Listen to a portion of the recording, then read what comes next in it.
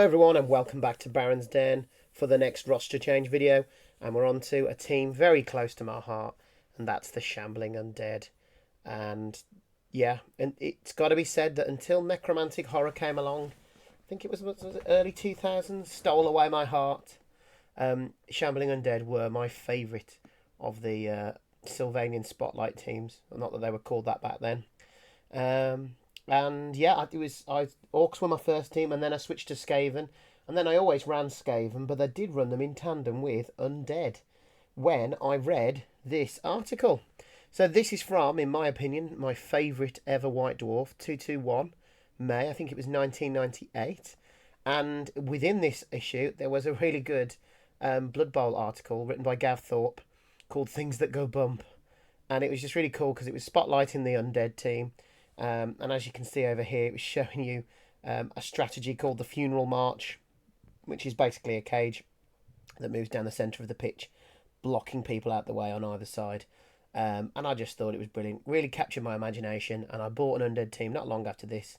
And yeah, I would run Undead and Skaven through the end of the 90s and the early noughties.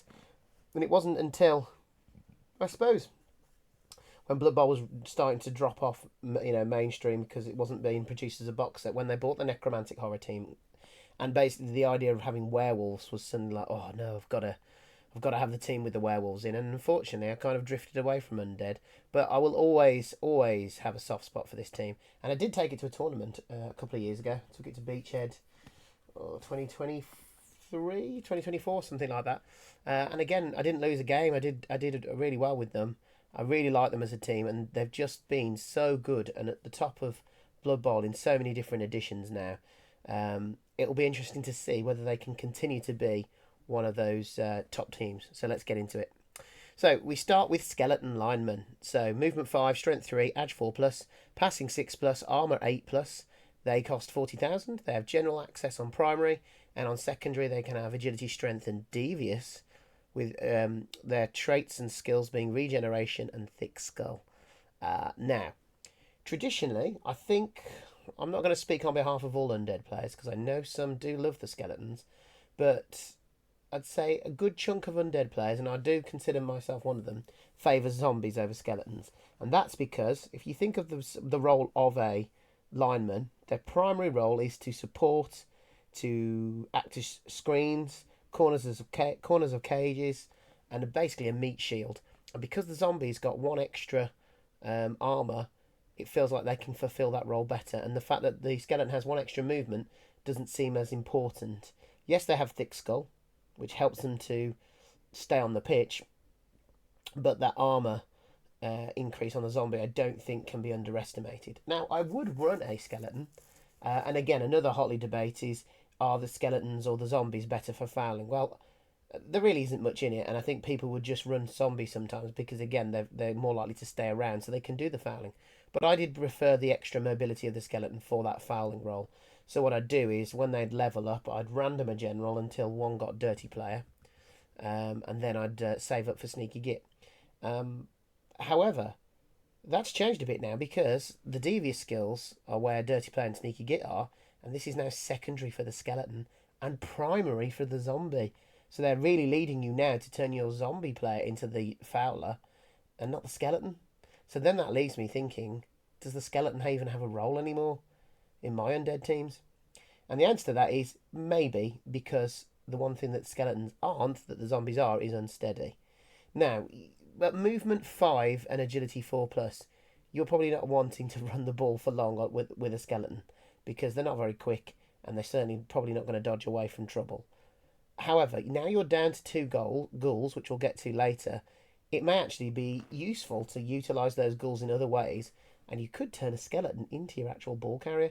It has made me think, given that it's another player who can pick up the ball, maybe running 1 or 2 skeletons isn't such a bad idea anymore. Now we've lost 2 ghouls anyway, because obviously losing 2 ghouls means those 2 slots on your team are going to have to be filled with linemen. So it'd either be zombies or skeletons. And actually, if you've got 3 zombies for your line of scrimmage, maybe you could have a couple of skeletons to give you that bit of extra mobility. But I can see a lot of players just ignoring them altogether now, which is a bit of a shame because they're cool models, and who doesn't love a skeleton? Of course, we've got the really good skeletons still to come, and we'll get to those in a minute. And then, of course, we've got the zombie lineman, which we already talked about on the necromantic horror roster change, and this one's exactly the same, and which is why I think Necro have done really well because they've got some of the boons that Undead have got, and they didn't lose any ghouls because they only had two in the first place because they also have two werewolves. So yeah, I think the necromantic have done really well here. But yep, I do love the zombie changes. Zombies are already one of my favourite players in the game and always have been. Whenever a zombie does something in my league, I'd start singing "Zombie" by the Cranberries. Um, I've had some great moments with zombies. I even tried an all zombie team on Blood Bowlers 3 recently in the Eternal League just for a laugh, and I did actually manage to win the game. I mean, it is the computer, so it's not hard. Um, but I just didn't have the patience to play multiple games with the team. But it was an interesting exercise. Anyway, so movement 4, strength 3, edge 4 plus, passing 6 plus, armor 9 plus.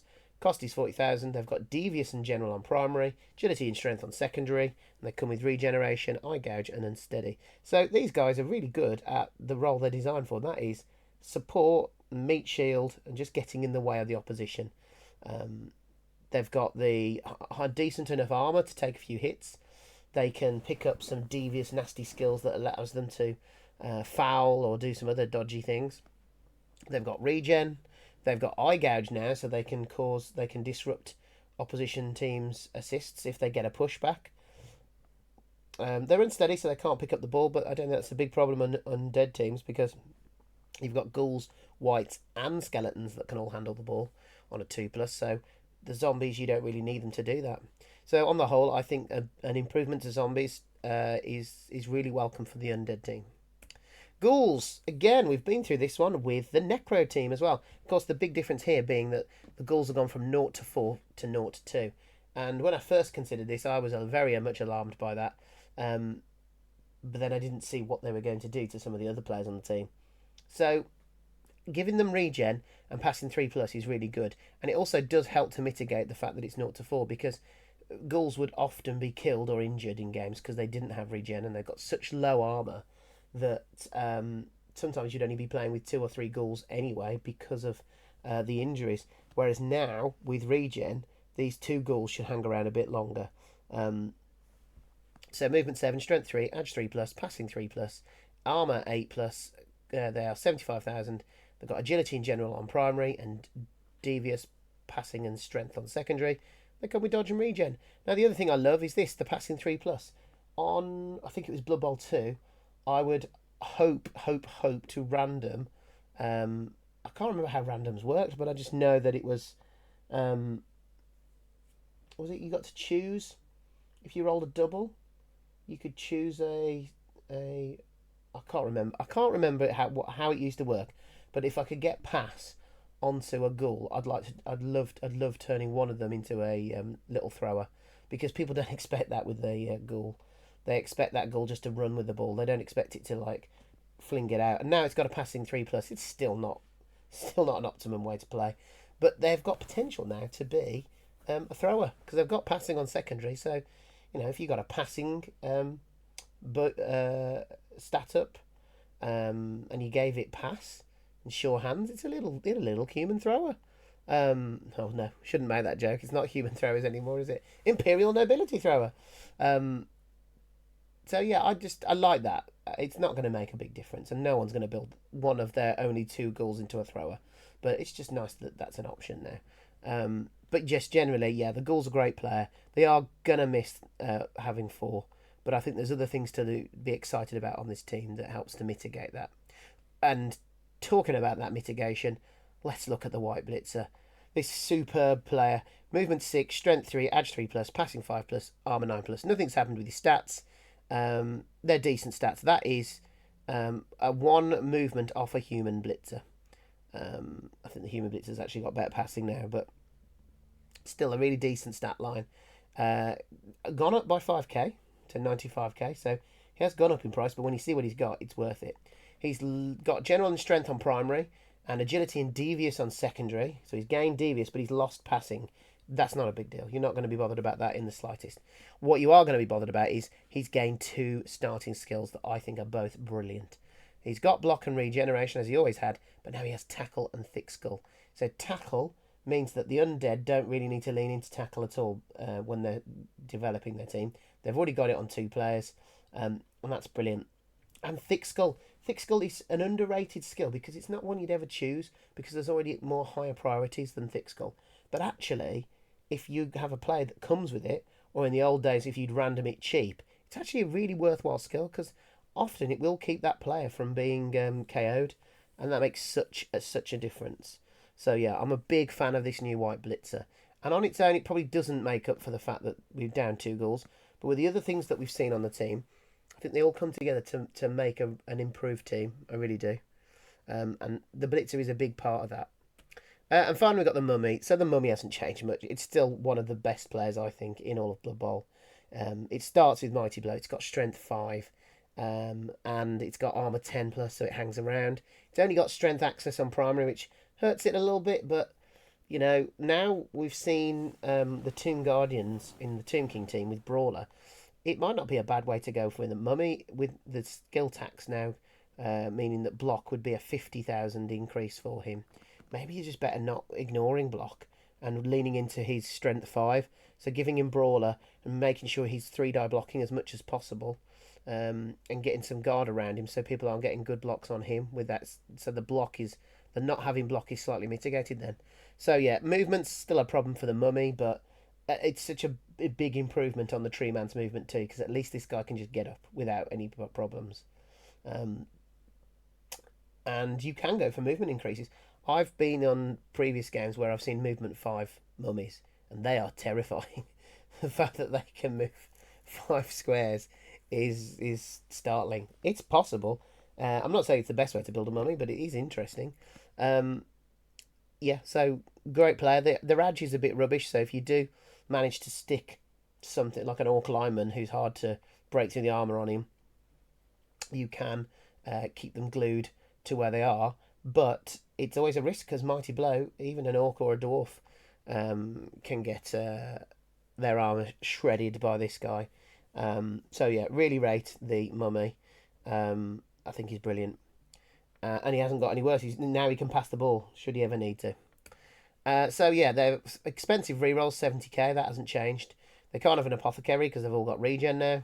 They've got Sylvanian Spotlight, which is their grouping. Masters of Undeath means if they kill an opposition player, they can raise it as a zombie for free, which happens during the game as well, which can be really useful. And on to the pros and cons. So, the cons, the big one, obviously, again, is they're losing the positionals, as we've seen with a lot of other teams. They've lost 2 Ghouls. That does hurt them because the Ghouls do a lot of the legwork. They move the ball around. They can often act as the ball sackers. They are really, really important to the team. But now the blitzers have tackle. They can be partly your ball sackers. And the pros we've seen to other areas of the team, I think on the whole, the undead will cope with losing 2 Ghouls. Zombies being unsteady isn't great, but you've got so many other players who can use secure the ball should you need to. I don't think that's a massive problem.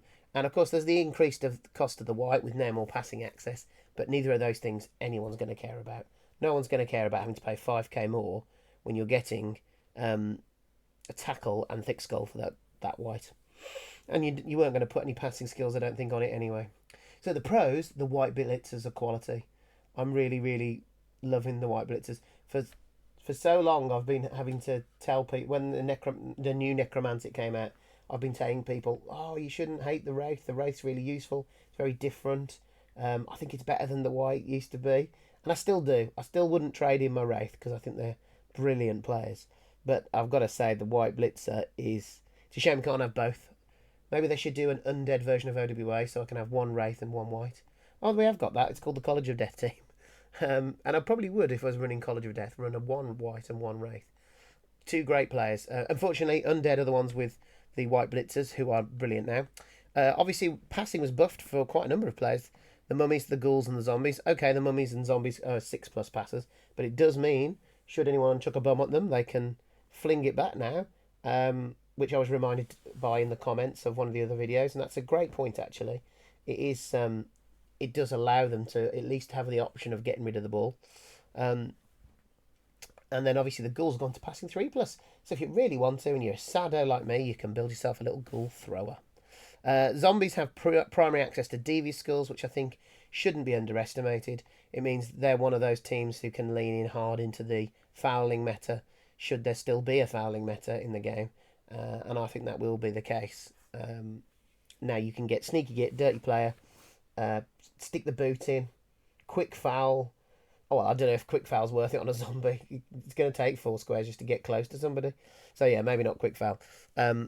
But a lot of those can work for a zombie, and if they get sent off, you're not going to care too much because they're zombies. And finally, Ghoul's being able to regen is huge because it means that a lot of development that was getting lost when their players were getting killed or seriously injured with a stat bust, that's going to happen less. Well, 50% less of the time, those Ghouls aren't going to get injured. And even better, they'll be able to get back onto the field later in that same game, which I don't think you can underestimate. So overall, I'm saying Shambling Undead is actually an improvement, which is a bit scary given that they were already one of the best teams in Blood Bowl. And so I've slotted them in between. I don't think they've had quite the goblins and Nurgle have had, but probably ahead of Wood Elves and Ogres in the green category here. So yeah, I seem to be going for a bit of a pattern here. We need another team that's going down, and given the team we're doing next, we might actually be heading in that direction. Anyway, thank you ever so much for joining me for this video. Hope you're enjoying it, and if you are, please like and subscribe and leave me a comment to say so, or just to generally have a chat about these teams. I'm really enjoying reading and responding to, if I can, the comments that are coming through. So yeah, thank you very much, and I'll see you on the next video. Bye for now.